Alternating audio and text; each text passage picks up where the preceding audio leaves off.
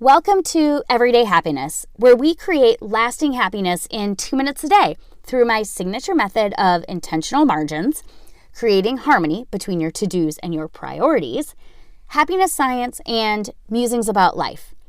I'm your host, Katie Jeffcoat, and we're still talking about exercise, but now we've reframed that into movement, and everything feels right. If you listen to the last 2 days, you may have caught that I'm settling into this idea of movement instead of saying exercise. And I can say I'm liking it. A little reframing in my mind and a little tweak of the wording made all the difference for me. What I know for sure is that there are a million ways to do anything. You have to find what works for you. So today is all about finding the joy in moving. The biggest shift comes from changing your mindset between exercising and that dark urge to change your body.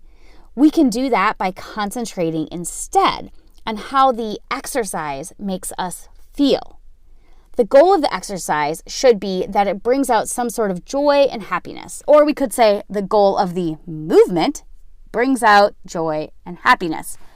One idea: you start with really being present and mindful in whatever movement you choose. Yoga is a good one for this, but it could be anything. And tomorrow, I'm going to tell you why tennis worked for me. So if you want to dig in more to this podcast that I'm inspired by, you can listen to Lori Santos' episode 20 of the Happiness Lab. Think about how you experience your body, not as the way it looks, but what you can't see, and how the movement could help you lean into greater happiness. So until tomorrow, let's connect on social at Everyday Happiness with Katie and join the community on the hashtags Intentional Margins and Everyday Happiness with Katie on Instagram.